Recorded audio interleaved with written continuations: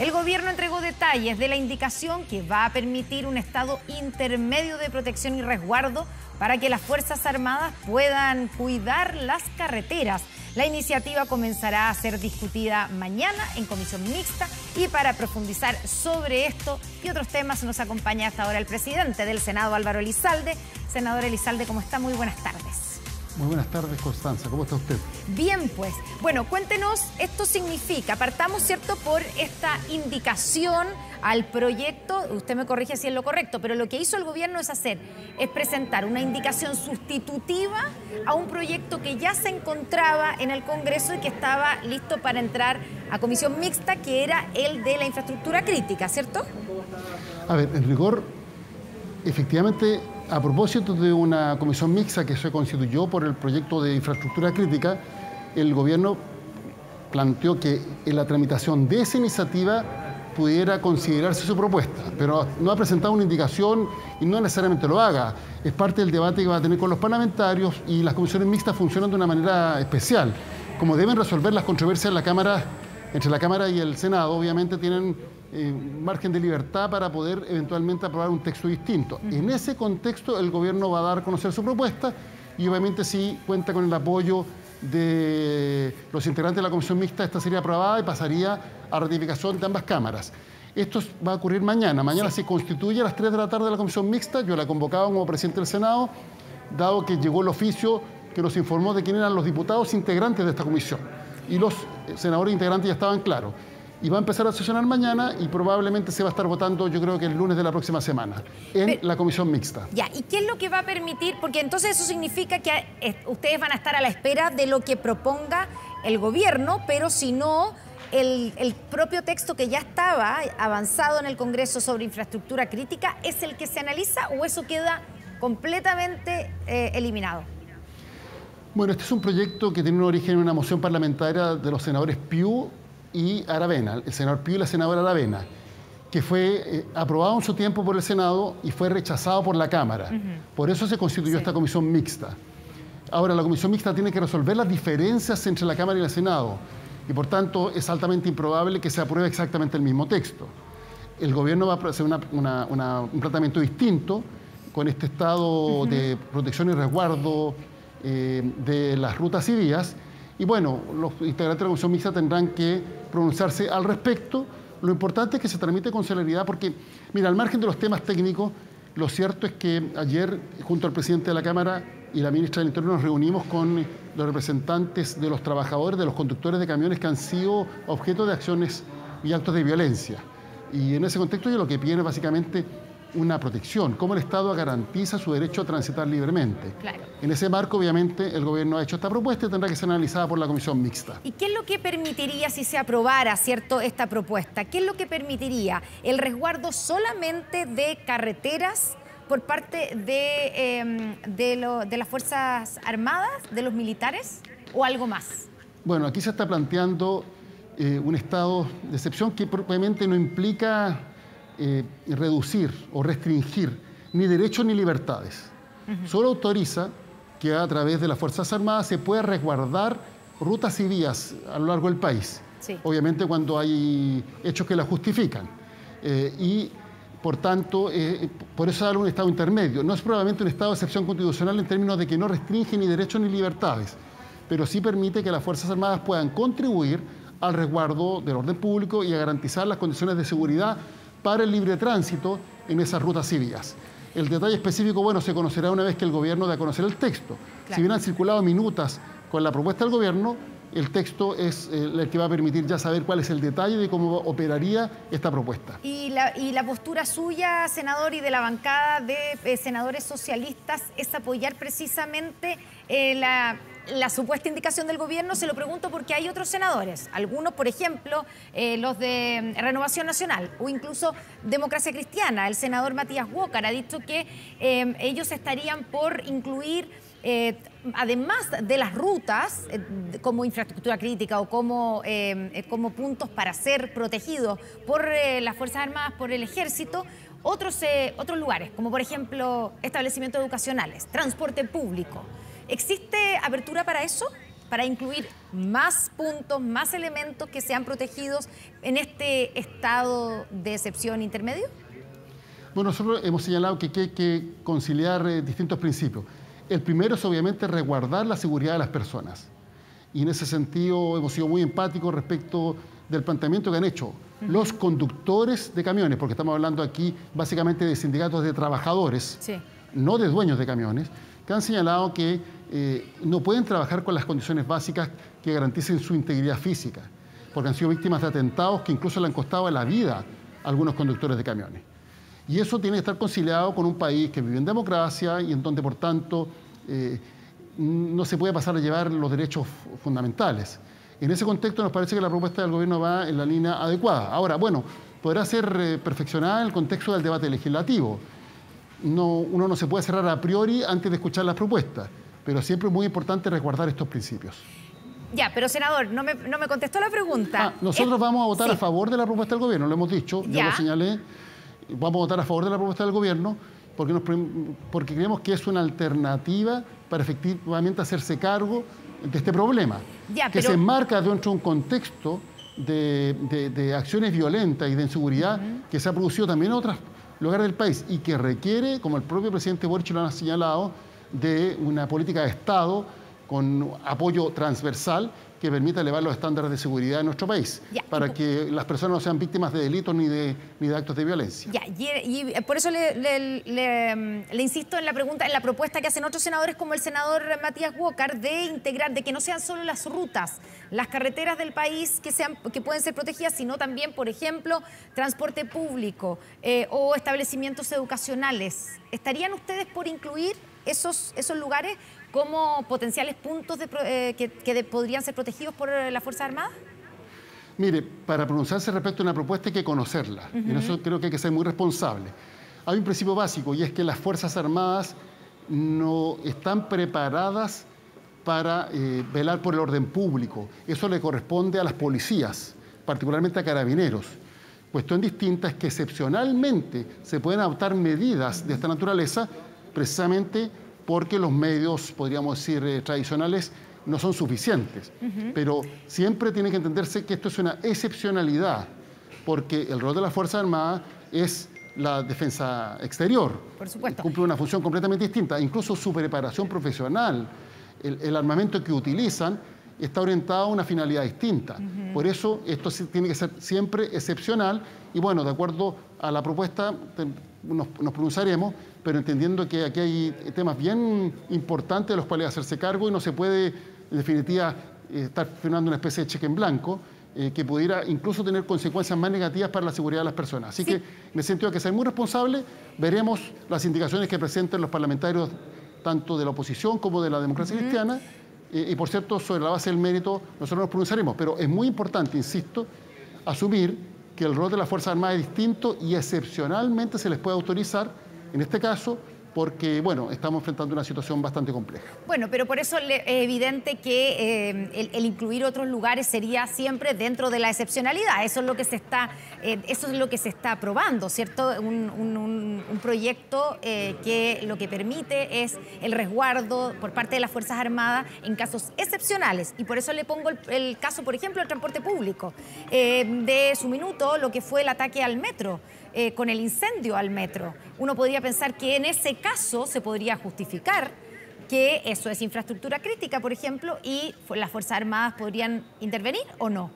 ¿A usted no le parece que eso es un caso excepcional? Sí, pero aquí, Constanza, el punto es que cuando uno la excepcionalidad la transforma en la regla permanente, entonces deja de ser excepcional.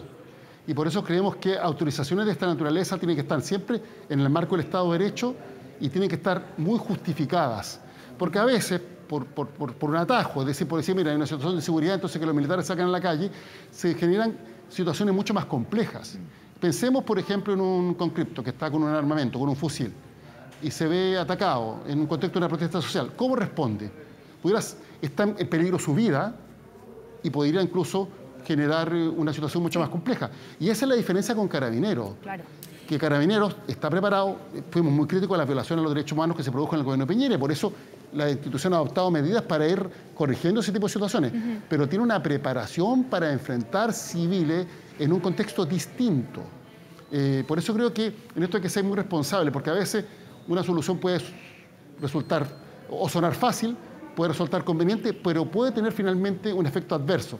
Y cuando el ejercicio del monopolio de la fuerza legítima que ejerce el Estado no cuenta con legitimidad social, bueno, se genera finalmente un problema en un sentido contrario. Así que por eso creo que hay que ser muy responsable, hay que asumir que estamos en una situación excepcional, que es deber del Estado velar por la seguridad y el libre tránsito en nuestro país, que obviamente los conductores de camiones no pueden estar sometidos a ningún tipo de amenaza, ni menos ser víctimas de delitos y hechos violentos, pero las medidas deben ser siempre excepcionales para no generar un efecto contrario al objetivo de una iniciativa de esta naturaleza. Por tanto, la propuesta específica, si usted quiere que me pronuncie, bueno, tendrá que ser analizada su mérito una vez que se conozca el texto. Ya, y no existe una cierta contradicción por parte del gobierno que, encabezándose, digamos, por su propio presidente y al menos 2 ministros que estaban en la Cámara de Diputados cuando se votó el proyecto de infraestructura crítica, que es por el que se constituye esta comisión mixta, votaron en contra y ahora están como digamos, recuperándolo porque se dieron cuenta que básicamente se necesita. ¿Hay una contradicción ahí o es simplemente el cambio entre estar en la oposición y estar ahora en el gobierno? Bueno, yo creo que también hay que tomar conciencia que esa votación se dio en un contexto particular, en que el presidente Piñera había utilizado mecanismos excepcionales, como son los estados de excepción, para restablecer el orden público y en donde se habían producido en Chile graves violaciones a los derechos humanos.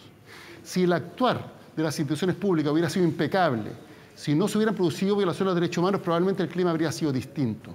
En ese contexto se votó en su oportunidad este proyecto. Por eso es muy importante que estas medidas excepcionales tienen que tener altísimos estándares respecto de los derechos fundamentales, particularmente los derechos de las personas, porque aquí el Estado debe proteger a las personas. Y por eso creo que se requiere, en ese sentido, asumir que efectivamente hay una situación compleja, que las herramientas tradicionales no están siendo del todo suficientes y, por tanto, estar disponible a una excepcionalidad. Pero, insisto, una excepcionalidad y no una regla general. Y no olvidar que cuando se votó este proyecto teníamos el precedente del actuar irresponsable del gobierno pasado, que se tradujo en violaciones graves a los derechos humanos, como señalan todos los informes de los organismos internacionales que se pronunciaron al respecto. Ya. Quiero preguntarle si en el caso de la macrozona sur, donde ha habido, ¿cierto?, hasta hace muy poco, hasta hace un mes atrás, estado de excepción, que incluso fue sometido a votación entre la población de la región de la Araucanía, y que por lo menos la gente que participó en la consulta votó masivamente por mantener este estado de excepción. Este gobierno lo sacó. Y hay sectores en la Araucanía y hay sectores también del Biobío donde básicamente las policías o el Estado no pueden entrar. Lo vimos con la ministra del Interior, Isquia Siches, intentando entrar a Temucuicui. En ese caso, ¿no debiera ser posible también la intervención de los militares? Me refiero a que ahí también hay rutas que están cerradas, ¿o no? Bueno, yo creo que aquí el mayor desafío es más bien de otra naturaleza, y es el desafío de desarrollar una capacidad de inteligencia para la defensa de la democracia. Yo creo que en ese sentido, lamentablemente, la capacidad que existe en materia de inteligencia en Chile está al debe. Está muy por debajo de lo que requerirían instituciones modernas que permitan determinar quiénes son los autores de estos hechos de violencia, y adoptar las medidas con el objeto, obviamente, de que sean sancionados conforme lo establece nuestra legislación. Ya, pero eso es después, pues, senador. Y adicionalmente, generar un contexto social que dé respuesta a muchas demandas que se han mantenido por mucho tiempo, que no han tenido una satisfacción o una respuesta oportuna, con el objeto de tener un mejor clima en la zona. Entonces, creo que el gran déficit pero no me está contestando la pregunta, senador. Perdone que le insista, sí, pero entiendo, usted está diciéndome cómo debe abordarse digamos, el conflicto que existe entre el Estado y la nación mapuche y entre algunos sectores que tal vez están utilizando, ¿cierto?, la causa mapuche para cometer sus propios delitos. Yo le estoy preguntando si el hecho de que haya sectores, haya rutas en la Araucanía donde no se pueda ingresar, no es razón como para aplicar este estado de excepción intermedio donde las Fuerzas Armadas debieran resguardar esos caminos.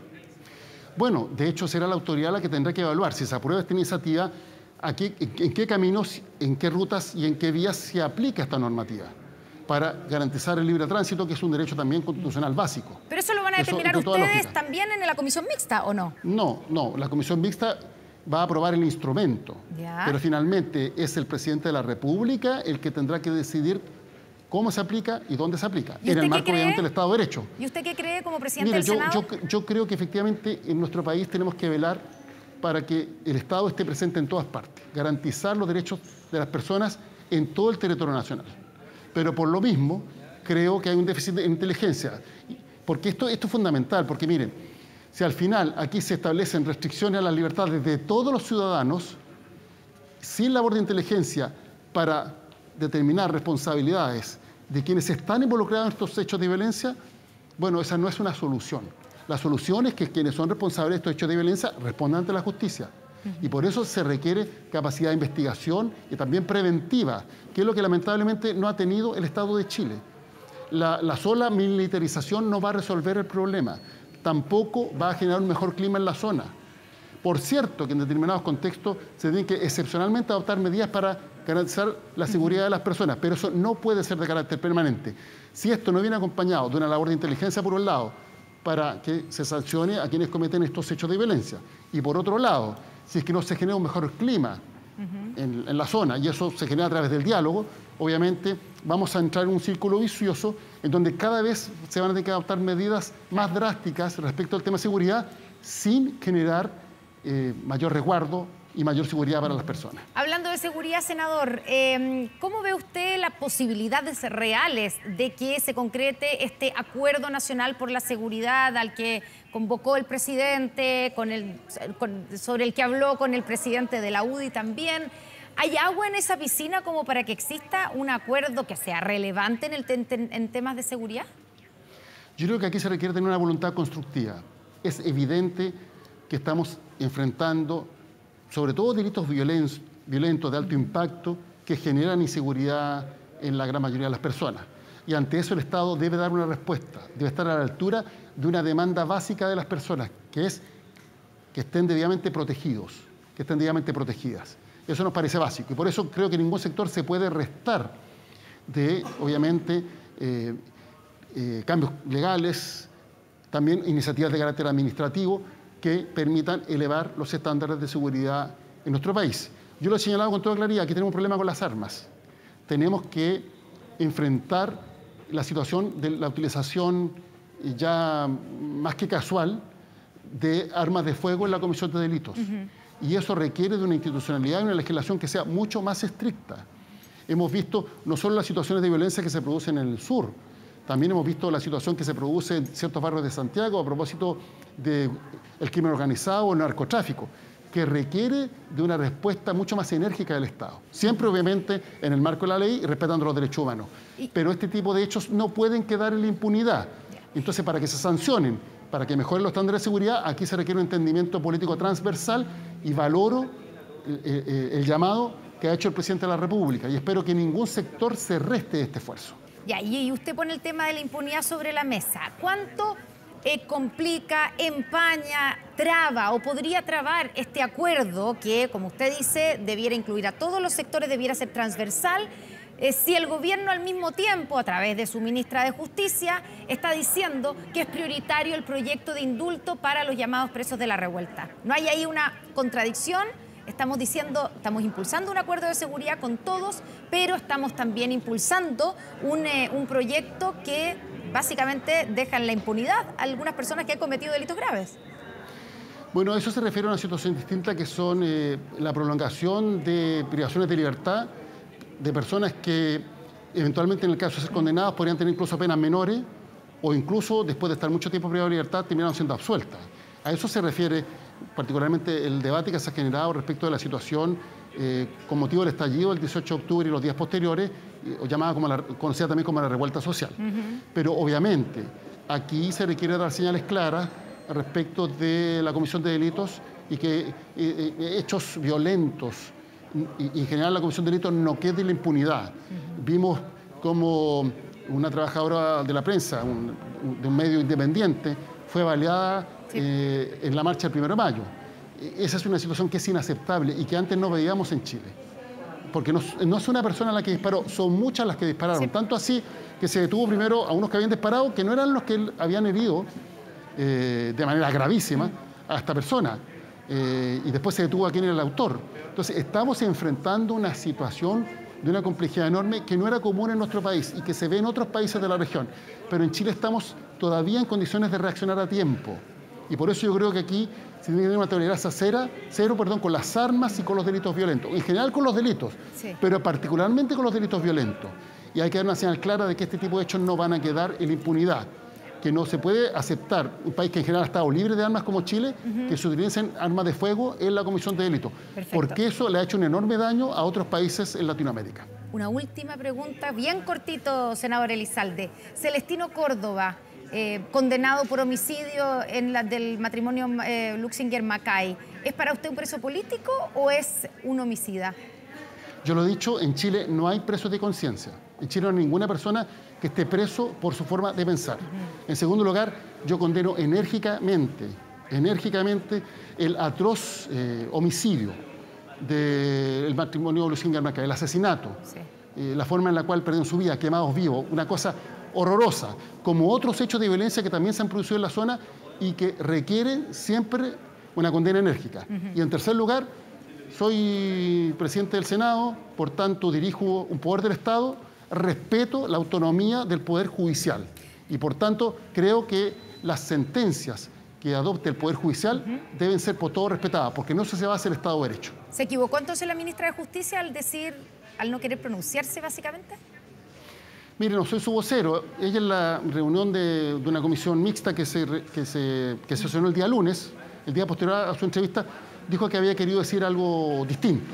Así que bueno, prefiero quedarme con esa explicación. Senador Elizalde, presidente del Senado, muchas gracias por esta conversación con Noticias 24. Muy buenas tardes. Que tenga un muy buen resto de jornada a esta altura, porque ya estamos en la tarde. Queda poquito. Sí, queda Gracias, poquito. senador. Buenas tardes.